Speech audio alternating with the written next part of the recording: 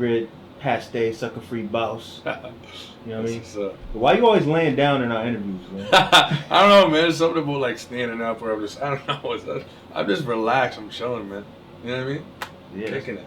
That's the best way to get a real authentic interview. You don't fucking mind, right? Yeah, we did this interview with Daylight and Sue Surf, and Sue Surf was talking about how like, he's like, yo, cats don't know how to market themselves. Like, as soon as you turn the camera on, you gotta be like, yo, I'm Sue Surf now. You know what I mean? I was my government name before this, but I'm Sue Surf now. Da da da da da. Like that's the way that everybody should market themselves to get the money. But do you think that being relaxed in yourself is I guess as equally as marketable as going into rapper mode? I do understand where he's coming from. Sorry, I made you move that back. Me personally, I couldn't. Not only would I never do it, but not only could I, like I would never do it. I just couldn't do it.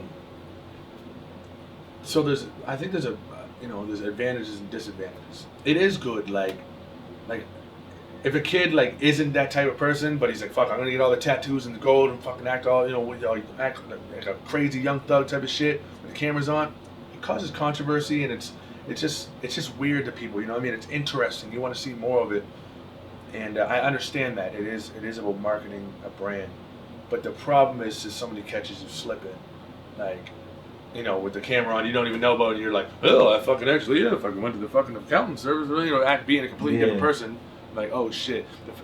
The problem is like, you can never get caught slipping because if you're two different people, you know what I mean? And that's pressure in itself. Like, what if you're not in the mood to jump into that one day? I don't know. It is what it is. I do understand where he's coming from, but. Me personally, this is how I'll always be. I think, but I guess what helps it is this era in hip hop at this moment is the either be weird or super be yourself era. More than it's ever been trying to portray an image. Right. You know what I mean? Right. No, you're absolutely right. But do you think battle rap kind of like mimics the music industry in that way, or do you feel like we're kind of on our own wavelength? I think we're on our own wavelength, man, and. I forget what I was gonna say. It was a pretty good point, but something about battle rap versus music industry. No, but yeah, no, I feel where he's coming from. Sorry, I fucked that question up. I had a real dope answer that I was like, I think too much. I'm telling you, boom, boom, boom, boom, boom, all day. All right. So we're here at UW doing this battle in Jersey. All right, let's walk through a timeline real quick, cause I have like for the fans watching at home, I want to get a point across to them, right? So it's like you do the Marv 1 battle, King of Dot. Even before that, when you're battling Nova Scotia, your image is like the biggest dude, the bully, but you're also lyrical, crazy lines, but it's also like a goofy undertone to it, but it's still like in your face, and it's kind of like attracts people to you and your style, right? Mm-hmm. So you come to King of the Dot, and the most memorable things for me are the Marv 1, just how like evil and aggressive that battle was, mm-hmm. and even before that when Marv was battling and you and him were arguing in the crowd and shit, mm-hmm. and the way like everything built up into that, like kind of fed into that image you had. Right. Then you have the like the Holla battle. The way you treated that battle, you know what I mean? I feel like, in that one it was still like aggressive and it was so personal, but you kind of finessed the situation, so it shows like you can moonwalk with steel toe boots on and shit. You know, it kind of rounds out your style well. But I think coming from a lot of American street battlers that are on the East Coast, their perspective is like, oh, this dude got to be tough. I'm gonna go end his shit. But then you get the Math and the Head Ice battle. But they're not these huge clashes. They're more like they're being dope, they're putting on, you're being dope. Do you mean me, them two together, or me and Math and me and Head Ice? Yeah, you and Math and you versus Head Ice. You know what I mean? They didn't super come at you and try to over G you. It was just like dope battles. And I didn't try to do it to them either. Yeah. So you keep going along, and I think the feeling of just from being at events and shit, when you talk about Pat Stay, it's kind of like all the big name battlers kind of like, oh, he ain't did shit yet. He got to come over here. Like, let me battle him. I'll prove to him, right? So you get Calico, It's on King of the Dot, but it's in Boston, right? So the whole vibe of that battle is he's being real aggressive. He's trying to prove his point that, like, yo, I'm like, this big white dude ain't nothing. You know what I mean? You come over here, you see how it really is, type shit, right? That's the vibe. So from that point on, I feel like it set a standard of like, yo, Paste might be whoever in King of the Dot, but over here, he ain't shit, and we're gonna constantly try to prove that to him. Right.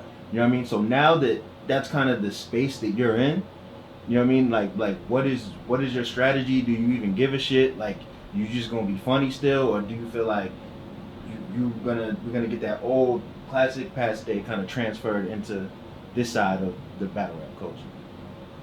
When you say this side, what do you mean? Street side. I mean, did I let the Calico situation, am I gonna let the Calico situation switch my character and be like, no, now I have to fucking, nah, absolutely not. Mm-hmm. Absolutely not. I think it'd be real corny if I just completely switched because somebody tipped my hat being a sloppy drunk, you know what I mean? Mm-hmm. It is what the fuck it is. That don't mean nothing. That didn't scratch nothing, chip my armor for one bit. I think I do have to adapt in certain places. You know, if I were to battle, okay, I'm battling Australia next. Mm-hmm. I won't use the same shit that I'm going to use tonight, the same strategies and, you know, aggression and shit. So adapting to your surroundings is, you know, one of the keys, man, of being an MC in general.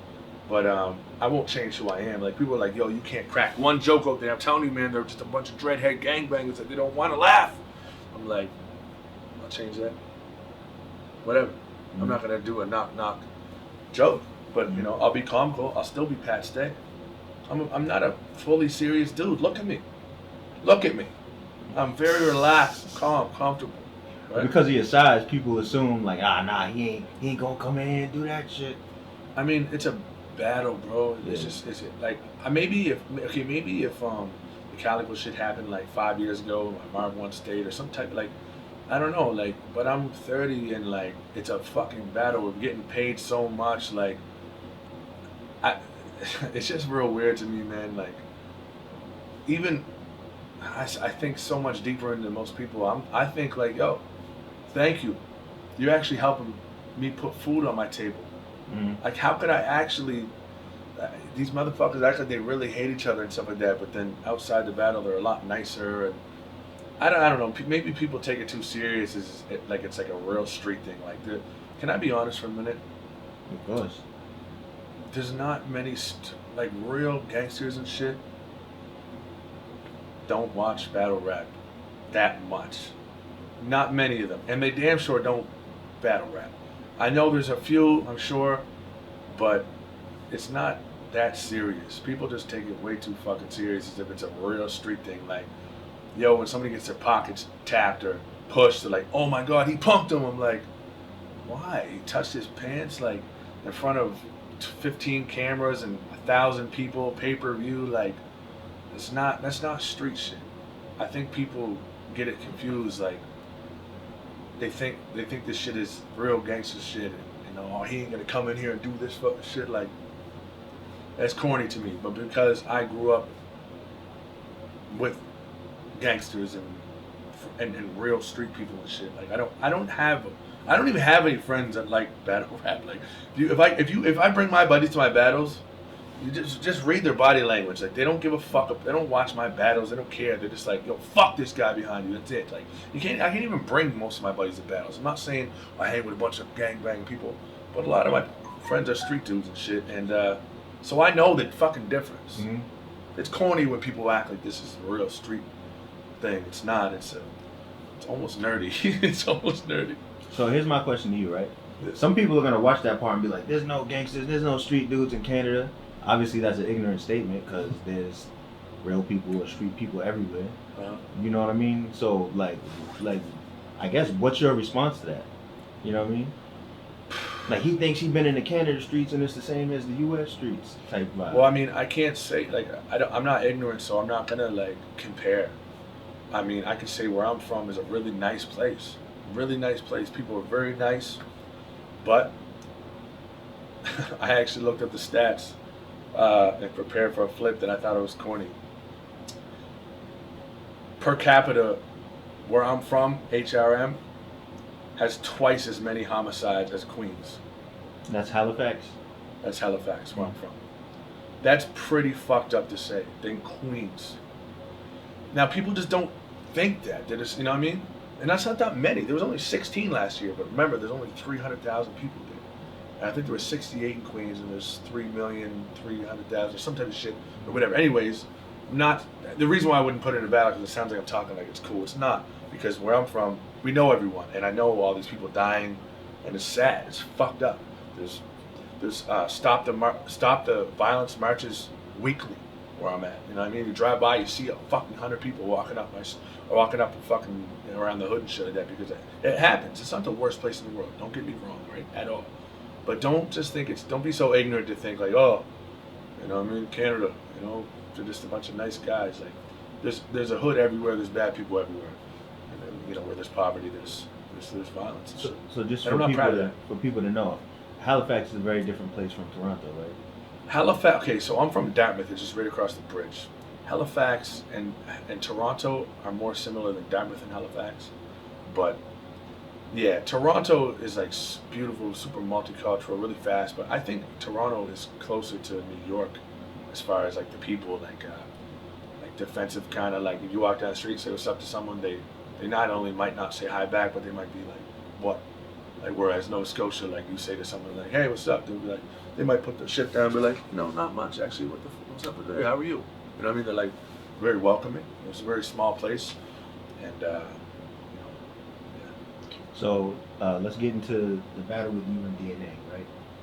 So personally, like when I did my ultimate rap grid guide shit to this event, my whole take on it was like, I think this is the battle where Pat Stay is gonna rise to the occasion. He's gonna put on a dope performance, and because it's on the East Coast, see, a lot of times the East Coast crowd will discredit you for having a dope battle anywhere else because you didn't do it here. You know what I mean? So if you put on a performance that's comparable to one of your best performances on King of the Dot or whatever point in your career, wherever you're at, they're gonna be like, damn, this one counted. This one's official. Right. It might maybe have more views. You guys hear that? Go on. Well, it might have more views. It might that shit fucked me up. But slow it down. I said that shit fucked me up. But, yes. So yeah, I think it just, people will count it like it's an official battle. You know what I mean? So I thought this is gonna be the time when you rise up and people, at least this side of Rap Grid's fan base, sees you a little bit differently. You know what I mean? Right. Like, do you feel the same way, or do you feel like it's an uphill battle?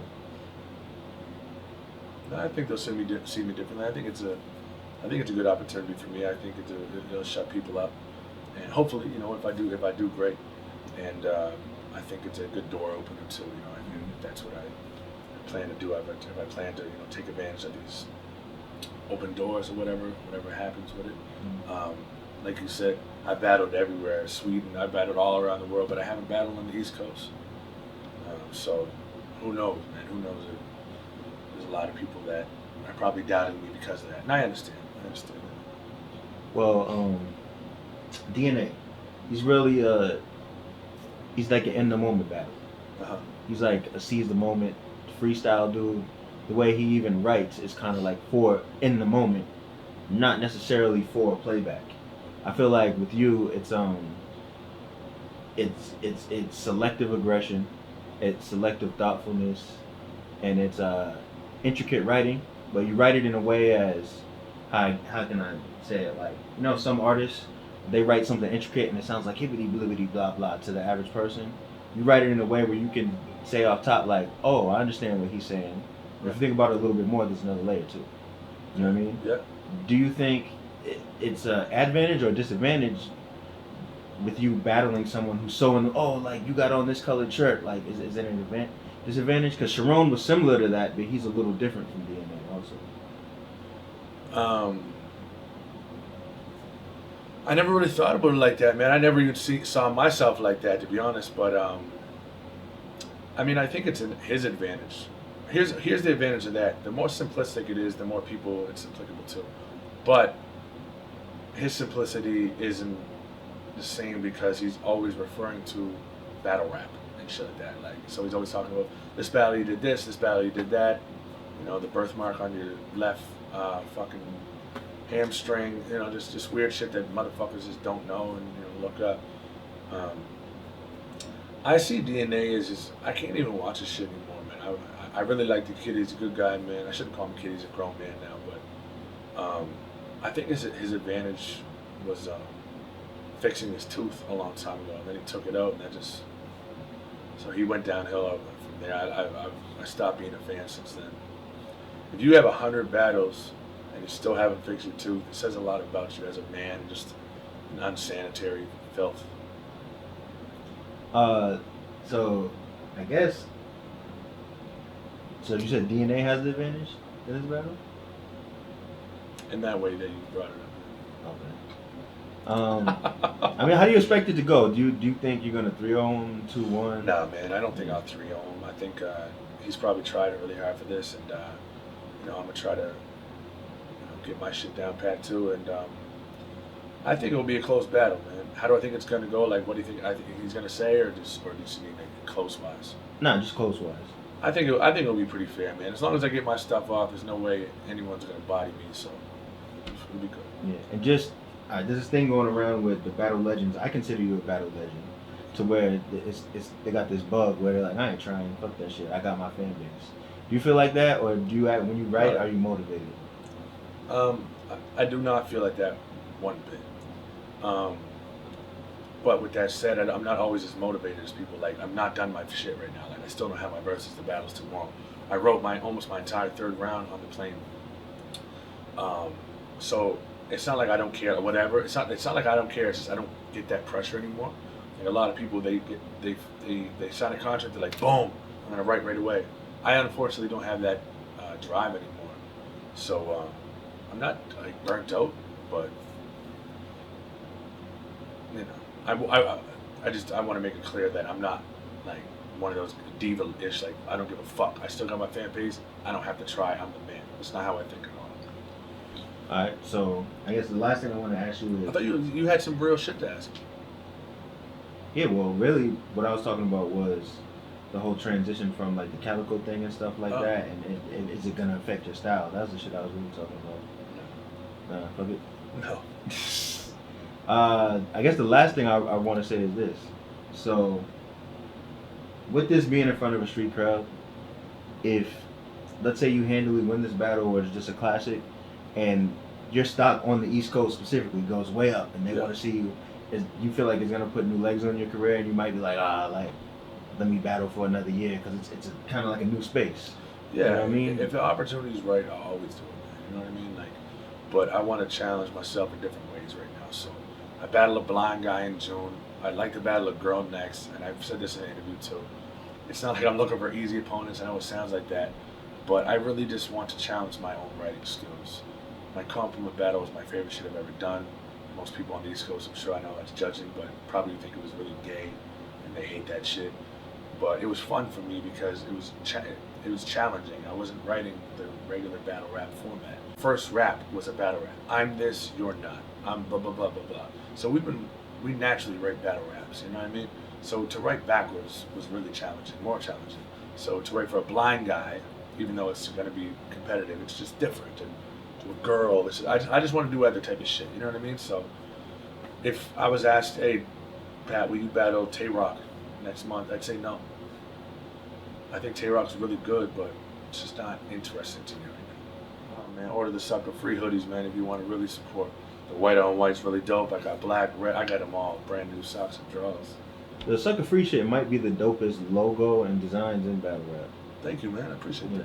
Some people have good slogans and shit, but the clothes are like whatever. But right. I think your shit is really dope. I fuck with LOM though. Yeah, no, LOM is dope too. LOMclothing.com. Sucker Free top 3 slogan and merchandising mix. Yeah, I should really capitalize.